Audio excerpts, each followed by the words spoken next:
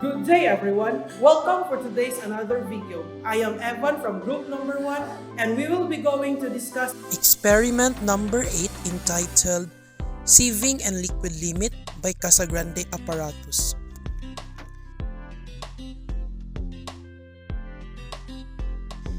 Determining the liquid limit of a soil using the Casagrande apparatus has a vital role for its importance in knowing the stress, history, and general properties of the soil met with construction. By knowing the soil's liquid limit, engineers can determine the plasticity index of a given soil sample.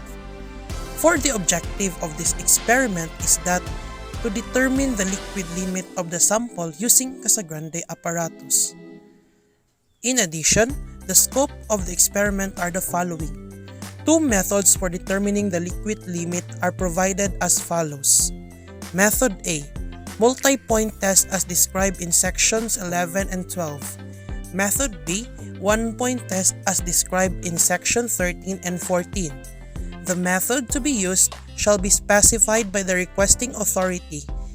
If no method is specified, use method A. In addition, the methods described herein are performed only on that portion of a soil that passes number 40 sieve. Therefore, the relative contribution of this portion of the soil to the properties of the sample as a whole must be considered when using this test to evaluate properties of soil. These are the materials and apparatuses used in the experiment.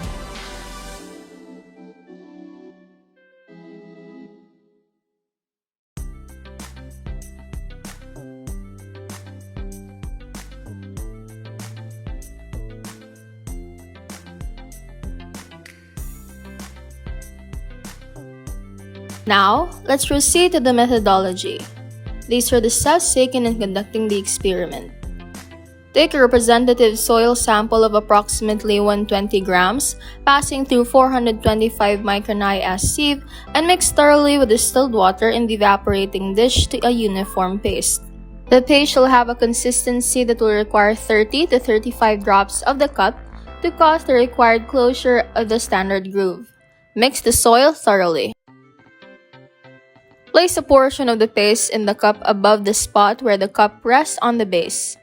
Squeeze down and spread into position with a few strokes of the spatula as possible, and at the same time, trim to a depth of 1 cm at the point of the maximum thickness. Make a clean, sharp groove with a grooving tool along the diameter through the center line of the cam follower.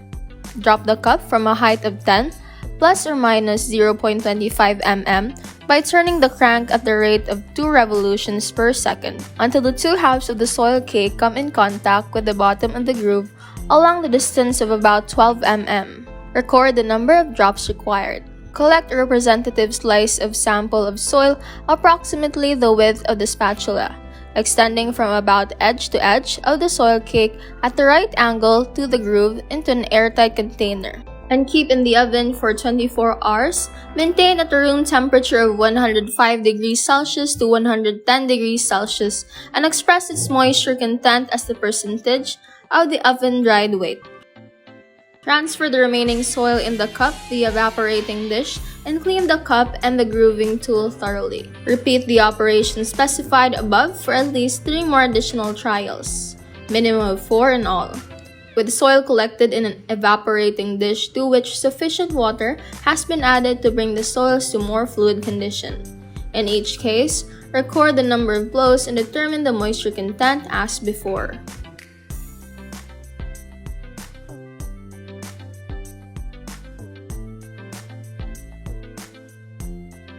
According to the standard reference, the corresponding water content at 25 blows is the liquid limit of the soil sample, in which according to the results of the conducted experiment, the water content that corresponds to the 25th blow contains 29.17% of water.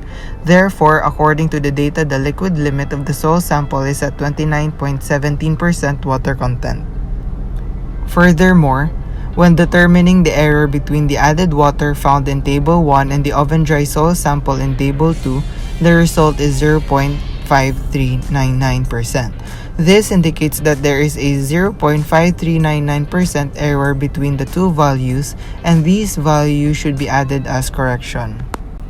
Moving on, in accordance with the graph, the moisture content at 25 blows corresponds to the value of 29.17%. However, since there is a percent error between the sample with added water and the oven-dried sample, the value should be corrected. Therefore, the plastic limit of the soil corresponds to the value of 29.17% plus 0.54, or 29.7099%. Liquid limit is the water content at which soil changes from a plastic to a liquid state when the soil specimen is just fluid enough for a groove to close when jarred in a specific manner. The results from the conducted experiment shows that the liquid limit of the tested soil sample is at 29.71% water content. This implies that at 29.71% water content, the soil changes from a plastic to a liquid state. Moreover, determining the liquid limit of a soil sample is necessary in computing the plasticity index, liquidity index, and consistency index of the soil sample. However, since the scope of this experiment is only limited to determining the liquid limit, testing for the plastic limit was not done. Thus, it is beyond the scope of the experiment to conduct the plastic limit test by Atterberg method, and therefore, determining the plasticity index, liquidity index, and consistency index cannot be done.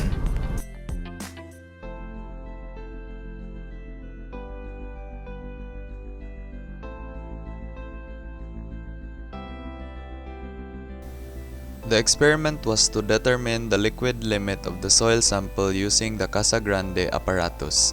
This experiment followed the ASTM D4318 standard, also known as Standard Test Methods for Liquid Limit, Plastic Limit, and Plasticity Index of Soils. According to the standard reference, the corresponding water content at 25 blows is the liquid limit of the soil sample. The data gathered shows that the water content of 29.17% corresponds to 25 blows. This means that the liquid limit of the soil sample is at 29.17% water content. It was also noted that there was a percent error between the sample with added water and the oven-dried sample. That is why the value must be corrected. Thus, making the liquid limit of the soil corresponds to the value of 29.7099%.